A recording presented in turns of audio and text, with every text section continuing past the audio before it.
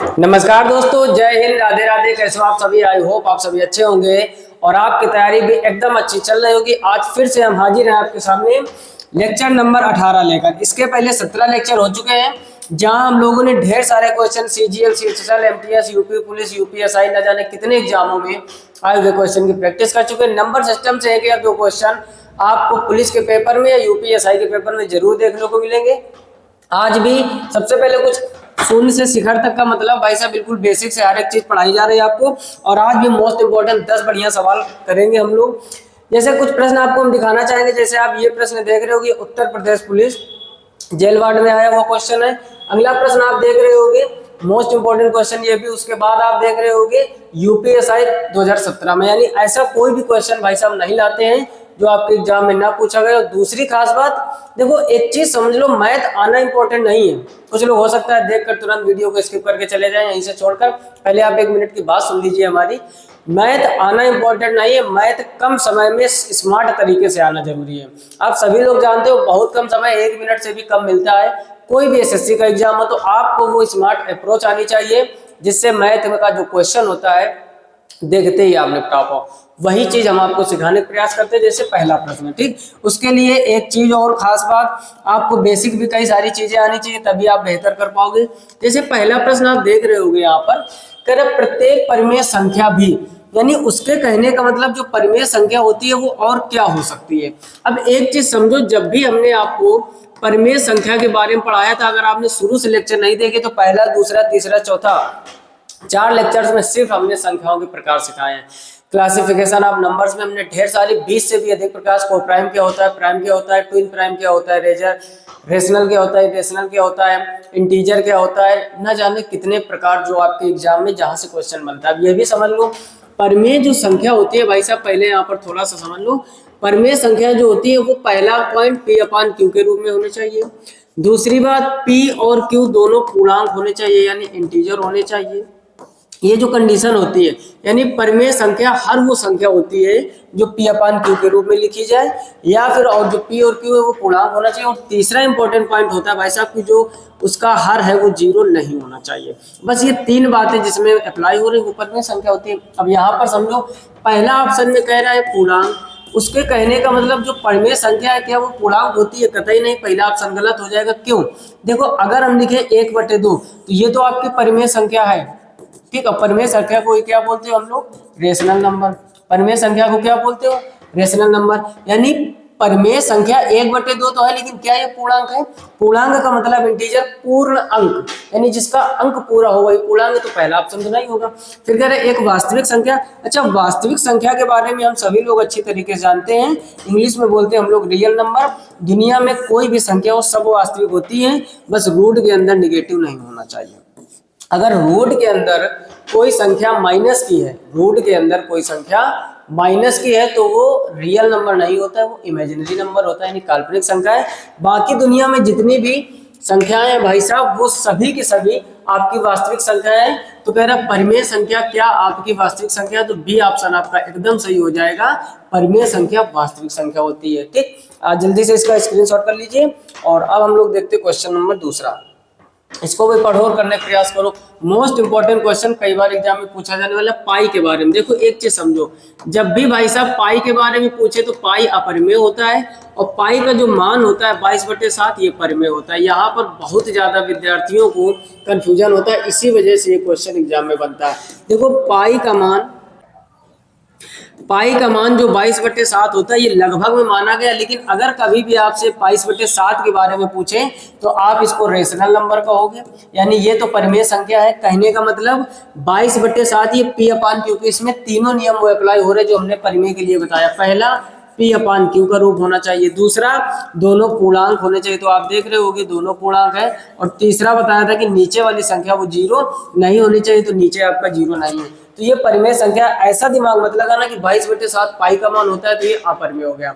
अगर आपसे कहा जाए कि पाई कैसी है तो पाई तो अपरिमेय है, लेकिन पाई की जो वैल्यू है 22/7, लगभग में 22/7 ये परिमेय होती है। तो पाई के बारे में पूछा गया तो ऑप्शन डी आपका सही हो जाएगा, पाई एक अपरिमेय संख्या है। क्लियर? अगर चीजें अच्छी लग रही हो ना, कॉन्सेप्ट हमारे बताए हुए समझ में आते हैं, बेहतर तरीके से समझ पा रहे हो तो वीडियो को लाइक कर दीजिए और जाते जाते लास्ट में कम से कम 5 से 7 मित्रों को शेयर जरूर कीजिएगा। ठीक है ना? आजकल आपकी शेयरिंग थोड़ी सी कम चल रही है, शेयरिंग कम मत होने दीजिए। अगला देखते हैं क्वेश्चन नंबर 3, इसको भी पढ़ो। क्वेश्चन नंबर 3 कह रहे निम्न कथनों पर विचार कीजिए। अब देखो, पहला, प्रत्येक पूर्णांक एक परिमेय होता है। कह रहा है जो प्रत्येक पूर्णांक संख्या जैसे 1 2 3 4 5 6 7, कह रहा है क्या ये सब जो पूर्णांक होते हैं परिमेय होते हैं? बिल्कुल होते हैं। क्यों ऐसा हम कह रहे हैं उसको भी समझ लो। परिमेय संख्या जैसे हम आपसे कहें 2 परिमेय संख्या है कि नहीं, तो आपके मन में विचार आ रहा होगा कि P/Q के रूप में नहीं है। तो एक बात समझो, क्या इसके नीचे एक नहीं मान सकते हैं? मान सकते, तो ये रेशनल नंबर हो गया। यानी जितने भी आपके पूर्णांक होते हैं, जितने भी आपके पूर्णांक होते हैं वो सभी के सभी परिमेय संख्या होती है, क्योंकि पूर्णांक के नीचे हम लोग 1 जैसे ही मानेंगे तो वो बन जाएगा परिमेय। क्लियर? तो पहला कथन तो सही लिखा है। दूसरा, हर पूर्णांक एक वास्तविक संख्या है। बिल्कुल बात है, कोई भी पूर्णांक हो, -2 -3 5 7 हो गया, 11 हो गया, 15 हो गया, ये सब कैसे हैं? पूर्णांक। और ये सब कैसे हैं? रियल नंबर में। हमने क्या कहा, रूट के अंदर अगर कोई नेगेटिव संख्या है, जैसे हमने लिख दिया अंडर रूट के अंदर -2, अंडर रूट के अंदर -3, अंडर रूट के अंदर -5, ये सभी संख्याएं हैं, तो फिर ये इमेजिनरी नंबर है। ये कैसे हैं? ये है भाई साहब आपके इमेजिनरी नंबर, यानी ये वास्तविक संख्या नहीं है। बाकी दुनिया में जितनी भी, इसको समझो अग्नि देवता। क्या समझो? अग्नि देवता। जैसे अग्नि देवता का मतलब गलत वे में चीजों को ना लेने, कहने का मतलब आग से कुछ नहीं बचा आज दिन तक। घर मकान ऐसी कोई चीज नहीं जिसको आग ना जलाए। ठीक?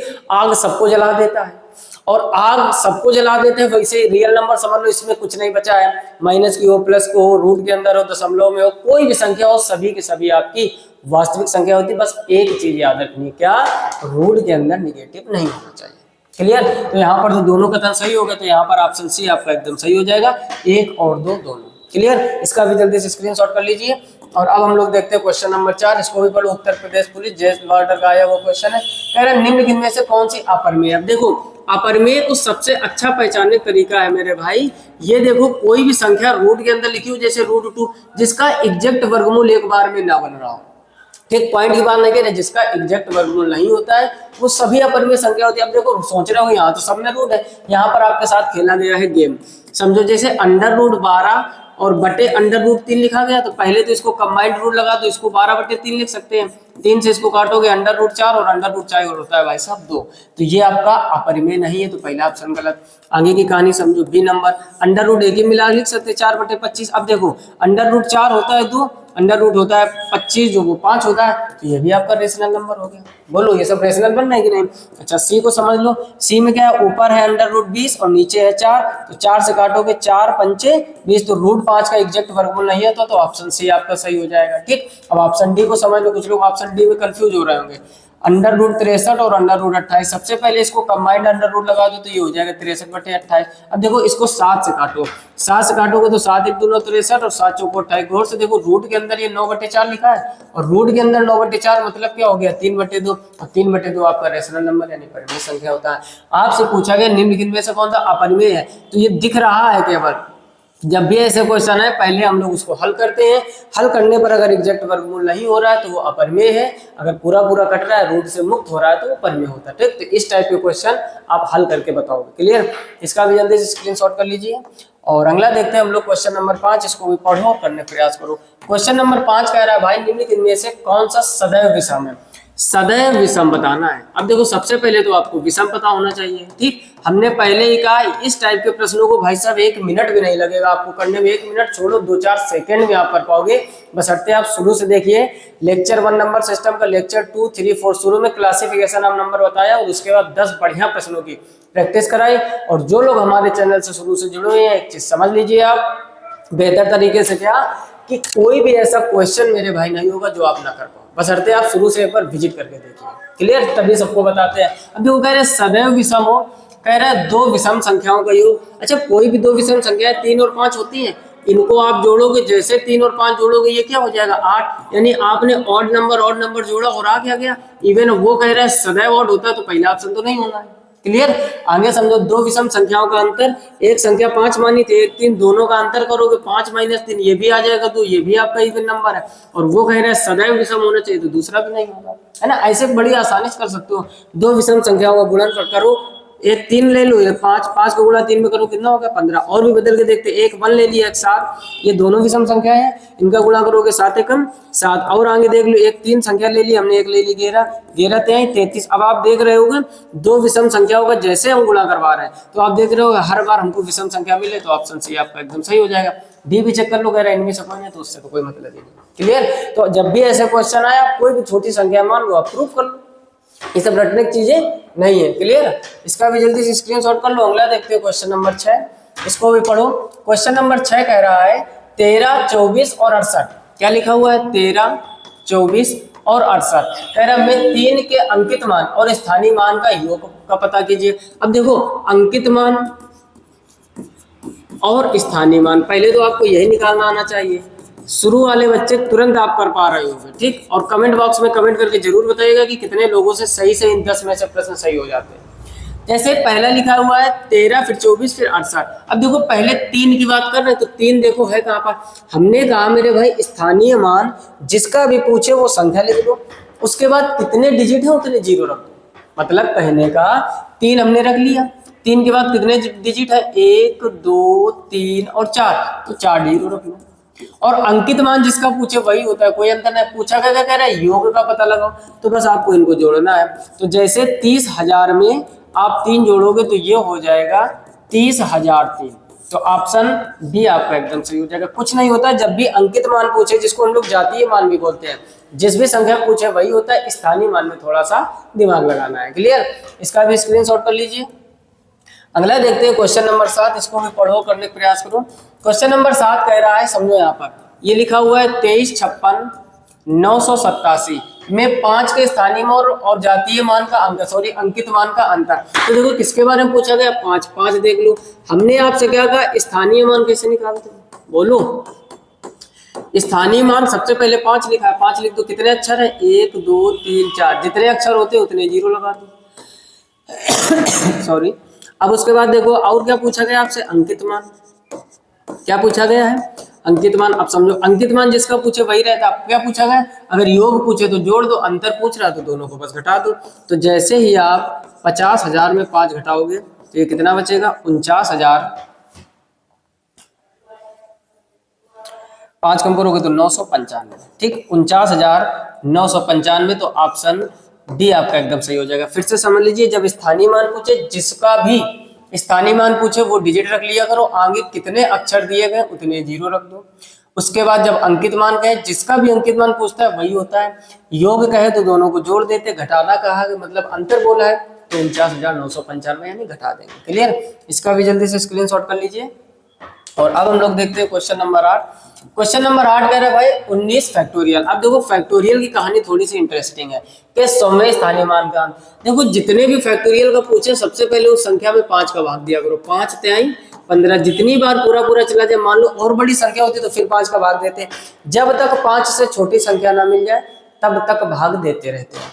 इसका मतलब होता क्या है? ये 5 का भाग दोगे, जितनी बार भाई साहब पूरा पूरा जगह उतने ही जीरो लास्ट में होते हैं। यानी जब आप फैक्टोरियल 19 को हल करोगे तो आगे किसी का क्या संख्या मतलब नहीं, लास्ट के 3 अक्षरों में 0 0 ही मिलेगा और 3 जीरो मिलेंगे। इसका मतलब ये रूल होता है, जितने फैक्टोरियल में जब भी आपसे 0 या 100वां या 10वां कोई भी स्थान पूछे, जो भी संख्या हो 5 का भाग दे दो।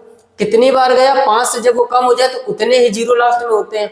यानी यूनिट डिजिट अगर इसका पूछना तो भी जीरो होता है, सेकंड वाला भी जीरो, थर्ड वाला। आपसे कहा है 100वां स्थान का मान, तो इकाई, दहाई, सैकड़ा, 100वें स्थान का मान पूछा गया तो क्या होगा? जीरो। और एक और आपको हम ट्रिक बताएं, ज्यादातर मेरे भाई जब भी ऐसा क्वेश्चन एग्जाम में आता है उसका 95% आंसर जीरो होता है। ठीक, लेकिन फिर भी एक बार आप चेक करके रखोगे, क्योंकि माइनस मार्किंग की दुनिया में रिस्क बिल्कुल भी नहीं लेना है। फिलहाल में हमने ट्रिक बता दी, ज्यादातर आंसर जीरो होता है। और यहाँ पर एक रूल क्या होता है, जितने फैक्टोरियल का मान पूछे 5 का भाग दे दो, जितनी बार पूरा पूरा चला जाए लास्ट में उतने जीरो होते हैं। अब आपसे कभी यूनिट डिजिट पूछेगा, कभी दूसरे स्थान का पूछेगा, कभी तीसरे स्थान का। क्लियर? इसका भी जल्दी से स्क्रीनशॉट कर लो। और अब हम लोग देखते हैं क्वेश्चन नंबर 9। ये यूनिट डिजिट से, यूनिट डिजिट के ढेर सारे कॉन्सेप्ट। यूनिट डिजिट जब भी पूछे भाई साहब यूनिट डिजिट ही लेना है, तो आगे छोड़ दो। अब देखो इसको समझ लीजिए, 7 का गुणा 7 में करोगे कितना आ जाएगा? 7 से 49, लास्ट में कितना आया? 9। 9 का गुणा 3 में करोगे, 9 तिया 27, 27 का आ जाएगा 7। 7 का गुणा 1 में करोगे फिर भी 7 रहेगा। फिर 7 का गुणा 2 में करोगे, 7 दूनी 14, 14 का आ जाएगा 4, 4 का गुणा 3 में करोगे 4 3 12, 12 में लास्ट में 2 और 2 को गुणा जैसे वो कराओगे कितना आ जाएगा 4। तो option D will be right answer. बोलो किसी कोई समस्या? यूनिट डिजिट में सिर्फ आपको यूनिट डिजिट लेना है, ज्यादा दिमाग नहीं लगाना। क्लियर? इसका भी जल्दी से स्क्रीनशॉट कर लीजिए।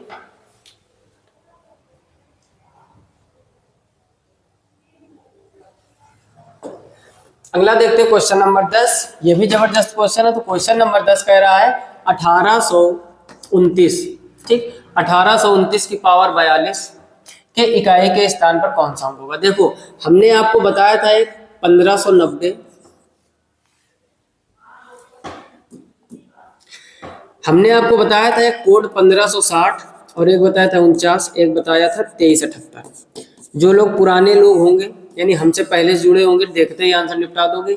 इसका यूनिट डिजिट हमने मेरे भाई बताया था नो चेंज रहता है, ठीक। लास्ट में 1 हो कितनी भी पावर हो, लास्ट में 5 हो कितनी भी पावर हो, लास्ट में 6 हो कितनी भी पावर हो, लास्ट में 0 कितने भी पावर हो, यूनिट डिजिट नो चेंज। 49 इसमें ऑड इवन चलता है। अगर 4 की पावर इवन नंबर है तो आंसर 6 आता है, और 4 की पावर ऑड नंबर है तो आंसर 4 रहता है। 9 की पावर अगर ऑड नंबर है तो आंसर 9 रहता है, और 9 की पावर इवन नंबर है तो आंसर 1 रहता है। बाकी आप खुद से बेसिक कर सकते हो, ज्यादा बार बार बेसिक लगाने की जरूरत नहीं। और 2378 का रूल भाई साहब कहता है नहीं लास्ट में 2 हो, लास्ट में 3 हो, लास्ट में 7 हो, लास्ट में 8 हो तो पहले पावर में 4 का भाग देना है।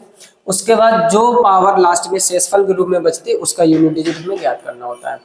यहाँ पर हमने देखा लास्ट में हमारा क्या है 9, 9 की पावर ऑड है या इवन, तो 9 की पावर 42, 42 मतलब इवन नंबर, और 9 की भाई साहब जब इवन नंबर होता है तो यूनिट डिजिट 1 रहता है, ज्यादा कुछ करने की जरूरत नहीं है। ऑप्शन डी आपका एकदम सही हो जाएगा। ये भी यूपीएसआई में पूछा गया। क्लियर? तो आज के इसको पहले आप इसका स्क्रीनशॉट कर लो। तो आज के इस वीडियो में 10 महत्वपूर्ण प्रश्न हो चुके। चीजें मजेदार लग रही हो तो कमेंट बॉक्स में कमेंट करके बताइए। साथ ही साथ 10 में कितने आपके सही हो जाते हैं उसका आंसर जरूर कमेंट बॉक्स में कमेंट कीजिए कि हमसे 10 में 5, 6, 7, 4 या 10 में 10 जो भी आपसे हो पा रहा हो। चीजें मजेदार लग रही हो तो कम से कम 5 मित्रों को शेयर जरूर कीजिए। चैनल पर आप भी पहली बार आए हो तो सब्सक्राइब कर लीजिए। साथ ही साथ नोटिफिकेशन बिल को ऑल पर सेलेक्ट कीजिए ताकि हर एक वीडियो की नोटिफिकेशन आप तक पहुंचे। मिलते हैं नेक्स्ट वीडियो में, तब तक के लिए नमस्कार, राधे राधे और जय हिंद।